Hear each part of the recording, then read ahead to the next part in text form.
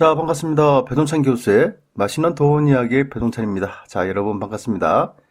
일본 무역 규제의 장기화, 부동산 난리 났네. 일본의 2차 무역 규제도 지금 계획 중에 있다고 그러죠. 어찌하는 순간 일본의 무역 규제가 장기화될 가능성도 전혀 배제할 수는 없을 것 같습니다. 따라서 한국 경제 입장에서 본다면 난리가 났다라고 생각을 할 수 있을 것 같고요. 또 우리나라의 대응 전략 이런 부분을 한번 살펴보고요. 마지막에 가서는 이러한 일본의 무역 규제가 장기화될 경우 우리나라 부동산에 미치는 영향은 무엇인지 그 부분에 대해서 한번 이야기를 나눠보도록 하겠습니다. 먼저 삼성전자의 영업이익 추이인데요. 2018년도 1분기에는 15조 5,400억, 2분기에는 14조 8,700억, 3분기에는 무려 17조 5,700억이나 됐었죠. 그런데 2019년도에 와서는 1분기에 6조 2,300억, 2분기에는 6조 5천억에 달한다고 합니다. 이 작년에 비하면 정말 엄청나게 줄어들었다라고 생각할 수가 있겠죠. 어떻게 보면 3분의 1 토막이 날 정도로 정말 많이 줄어들었습니다. 2019년도 하반기에는 삼성전자 영업이익이 또 증가될 것이다. 이렇게 업계에서는 보지도 않는 것 같아요. 왜냐하면 반도체 D램 가격이 계속 하락할 것으로 예상을 하고 있다는 거죠. 적게는 5 내지 10%, 많게는 20% 가까이 추가 하락을 예상을 한다고 합니다. 주요 상장사들의 2분기 영업이익 전망치를 전년도 대비해서 30%가량 하락을 했다는 겁니다. 삼성전자가 56% 하락을 했고 SK 하이닉스 같은 경우에는 무려 86% 하락으로 보이며 유통, 바이오, 휴대폰, 반도체, 보험, 화학 등등 우리나라의 업종 대표주들의 영업이익 또한 지난해 2분기와 비교를 한다면 영업이익이 S-오일 같은 경우에는 70% 하락, LG화학 같은 경우에는 45% 하락, 하나케미칼 같은 경우에는 43% 하락, 현대제철 같은 경우에는 30% 하락을 예상한다는 거죠. 이처럼 우리나라 대기업들의 영업이익들이 감소가 되었다는 거죠. 그러면 우리나라 대기업들의 영업이익이 왜 이렇게 감소가 됐냐? 그 원인 한번 살펴보면 먼저 국내적인 요소가 있겠죠. 정책적인 미스, 또 최저임금이 됐든, 또 주 52시간 근무가 됐든, 여러 가지 부분에 대해서 약간 엇박자가 좀 나오고 있지 않습니까? 그 상태에서 부동산 가격을 안정화시키기 위해서, 부동산 투기를 억제시키기 위해서 강력한 부동산 규제 정책이 나왔죠. 따라서 건설 경기가 악화되고, 부동산 경기, 내수 경기가 악화가 되는 거죠. 요 와중에 세계 경기가 둔화되고 있고 미국과 중국의 무역 분쟁까지 일어나고 있으니 우리나라 대기업들의 영업이익이 악화로 이어지는 것은 어떻게 보면 당연하다라고 표현할 수도 있을 것 같아요. 이 와중에 일본의 무역 규제 정책이 이제 또 터져 나오게 되는 거죠. 따라서 반도체, 스마트폰 관련해서 소재, 세계 품목에 대해서 한국의 수출 규제를 하겠다라고 일본이 발표를 했습니다. 그리고 7월 4일부터 시행을 하고 7월 5일 수출 허가가 한 건도 이루어지지 않았다는 겁니다. 갑자기 일본에서 무역 규제를 하게 됨으로써 우리나라 입장에서는 좀 난리가 났다라고 표현할 수 있을 것 같아요. 보통 사람들인 우리들이야 별로 일본이 무역 규제를 하는구나 라고 생각을 하실 수도 있겠지만은 자세히 한번 살펴보시면 정부 재계 관계기관의 비상회의들이 지금 열리고 있고요. 이 총리 같은 경우에도 주말에 장관회의를 열었지 않습니까? 그 이유는 간단하죠. 일본 수출 규제에 대한 대응책을 논의하기 위해서죠. 여기에다가 삼성전자 이재용 부회장 같은 경우에는 7월 7일이죠. 일요일 날 반도체 부품 소재 확보차 일본행을 한다는 거 아닙니까?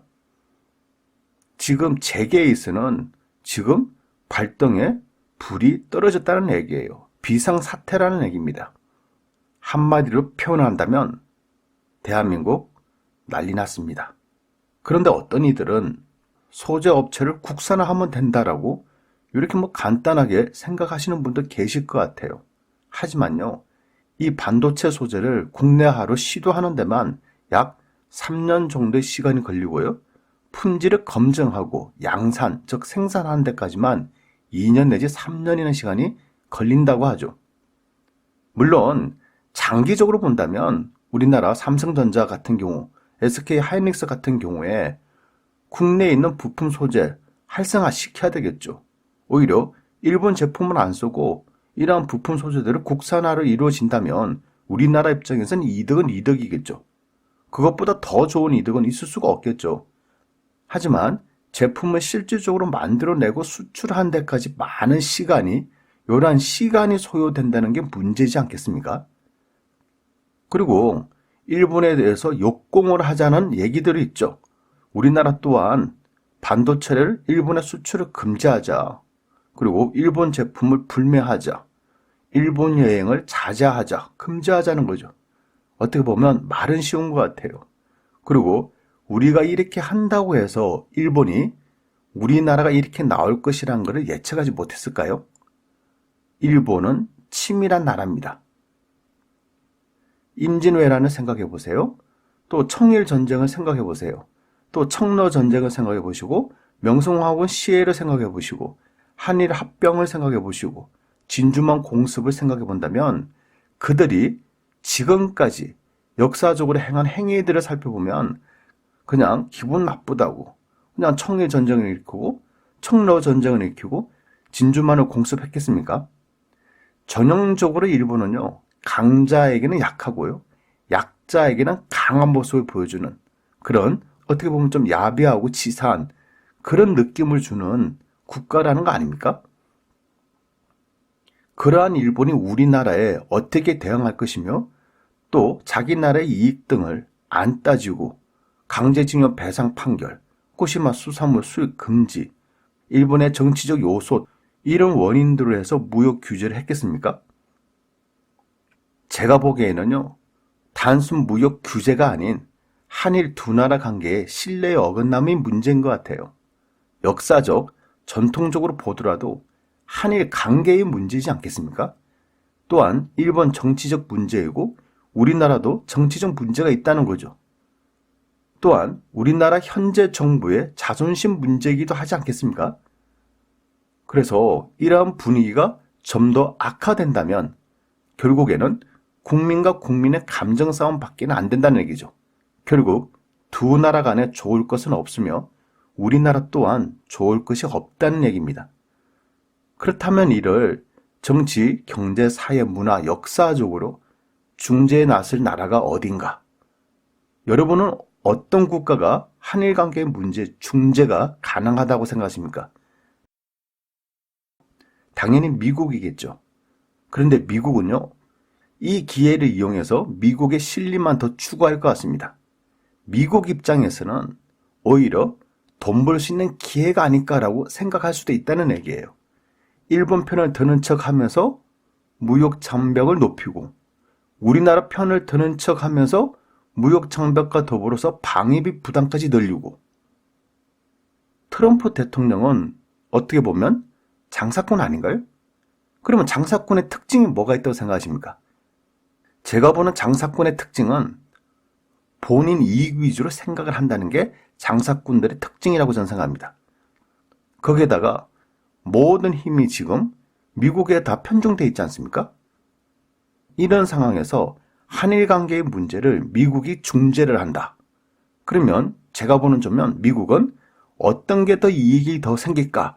요것만 생각할 것 같아요. 결국 우리나라만 더 힘들어질 것으로 보인다는 거죠. 지금 현재 한국 경제는요, 미중 무역 분쟁, 전 세계적인 경기 둔화 현상, 수출 부진, 내수 경기 불황, 정치적 문제, 사회 경제적인 불평등 문제 등등으로 인해서 굉장히 혼란스럽다는 얘기예요.